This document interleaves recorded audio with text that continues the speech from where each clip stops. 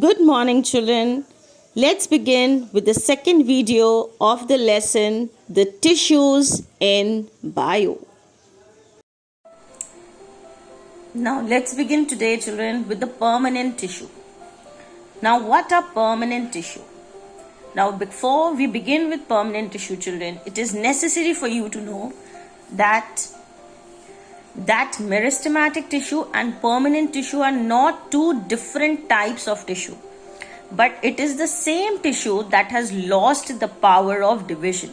That means, children, when the meristematic tissue, they lose their power of division, they form or they convert into what is known as permanent tissue. So let's begin now.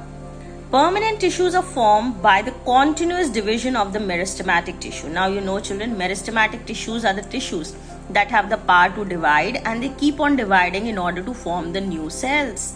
So when they divide and those cells, they lose the power of division and they reach to maturity, children, they convert into what is known as permanent tissue. These newly formed cells elongate, mature, and then now when they have got mature, children, they start dividing into different types of tissue. Differentiated over here means they start dividing into the different types of tissues. Now once the meristematic tissues have changed into the permanent tissues, and permanent tissues can no longer divide, they start dividing into the different types of tissues then. These are composed of cells that have lost the power of division and have attained a definite form and size. That means they have become full in size and they have become mature. After this, they will not grow in size anymore. They form the bulk of the plant. So the bulk body of the plant, that means most of the part of the plant, is then composed of the permanent tissue. At times they can be dead also, they can be living also. Depending upon their structure, now how and what is their structure, they are further differentiated into the simple or the complex. Now the name itself is signifying, children, if they will be made up of the simple type of cells, it is known as the simple permanent tissue. And if the cells have a complex structure, they are more complicated, then they will be termed as the complex permanent tissue. So let's see what are the simplest or the simpler permanent tissues. So let's begin with simple permanent tissue. Now these tissues are made up of cells which are similar in structure and function. That means all the cells that make a simple permanent tissue, they will have the same structure and the same function. They will all be protective and supportive in function. They will protect the organ and they will also support the organ of the plant.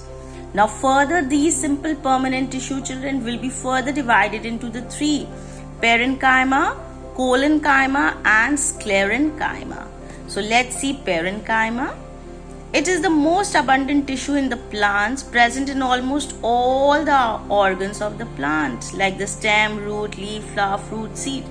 So in one word, if I have to tell you what is parenchyma, children, they are the filler tissue. Write this word down. They are the filler tissue.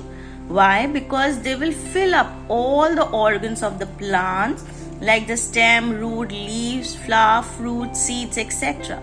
So that is why, and they are made up of very, very simple kind of cells which are similar in structure and function. So parenchyma are the filler cells or the tissues which are present in a plant body. Now let's see the structure of it, children. It consists of isodiametric living cells. Now these are living cells, children, and they are isodiametric. Now underline this word. It means that all the cells have the same diameter. You know what is a diameter? In a circle you have seen. Suppose I draw a circle, children.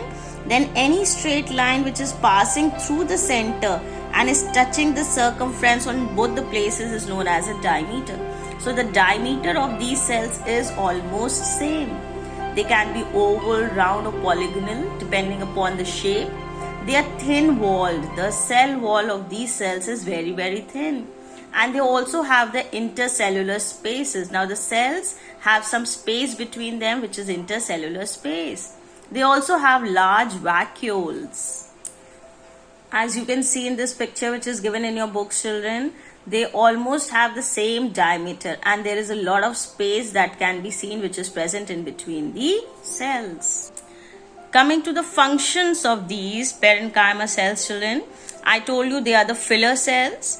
They store food material as in potato and the waste products of the plant such as the tannins, gums and crystals. Now because they are present everywhere in a plant body, so they can at times store the food like in potatoes and all, and they can also store the waste product like the gum and the crystals and the tannins. Now these are the waste product of the plant which are useful for us.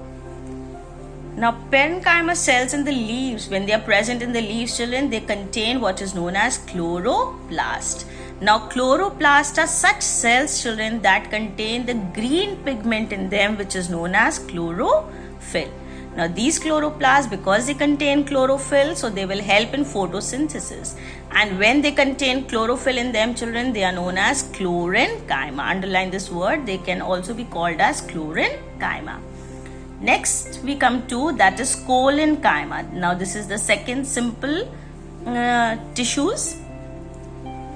Now this tissue have living cells. Again, these also contain the living cells, and they elongate and thicken at the corners. Now when you look at the picture of it, you can see, children, that they are thick at the corners. See, the thickening is there at the corners. Intercellular spaces are not present. Now when you look at it, you can't find any space in between the cells because the cells are sticking wall to wall, so there is no space in between them. Now where can you find these collenchyma cells? The location, that means where can you find them? The cells of collenchyma are located below the epidermis. Epidermis is the outer covering, right? So just below the outer covering you can find collenchyma. Of a dicotyledonous stem. Now what is dicotyledonous, children? There are two types of plants, children. If the plant, the seeds of a plant can split into two cotyledons, then they are known as dicotyledonous. Like we have the pea, we have gram, these are examples of the dicotyledonous plants. So of those plants, they are present under the epidermis of such plant stem. Under the midrib of the dicot leaves. You know, midrib is the main rib or the main vein that passes in the center of the leaf. So under that, even in the leaf stalk, the small stalk of the leaf, over there they can be present. Now what are the functions of these, children? It gives the mechanical support and elasticity to the parts in which it is found. Now it gives a lot of elasticity. That means the plant can bend and it will not break. And they also help in giving the support in expanding out the leaf and all that. It allows easy bending in the various parts without actually breaking. So you must have seen leaves are very, very flexible. Even if you try to say fold it from between and you leave it, it will not break. Why? Because that flexibility is because of the collenchyma. We come to the last simple permanent tissues, children, and that is sclerenchyma under that. Sclerenchyma cells are the dead cells. Now, the parenchyma and the collenchyma are the living cells, but the sclerenchyma is a dead cell. And they are devoid of the protoplasm. Now, protoplasm is the substance, is the jelly-like substance that is present between, inside the cell wall of a cell. So, that is protoplasm. Now, structure. The sclerenchyma is composed of extremely thick walled cells. Now, the cell wall of these sclerenchyma is thick with little or no protoplasm. They don't have protoplasm, and if they have, it is very, very less. The cells are highly elongated, narrow and spindle shaped. Now, the cells of these look like a spindle. No intercellular spaces are present. Now, where can you find them in a plant body, children? Sclerenchyma occurs in abundance in the stem, root, veins of the leaves and the hard covering of seeds and nuts. So they are present in the covering of the seeds and nuts because they are very, very hard and they are almost dead. Functions. They give mechanical strength and rigidity to the plant body. They will also provide a lot of strength. Sclerenchyma fibers are used for making the ropes and the textile fibers. Now, because they are dead and they give a lot of strength and rigidity to the plant body, that is why they are used for making the ropes as well as the fibers for making the cloth. So that's it for today's video, children. I hope I made myself very clear to you and you have understood each and every point that I have explained to you in today's video. If you have really understood, you know what is to be done. Please do like, share, comment, and don't forget to subscribe.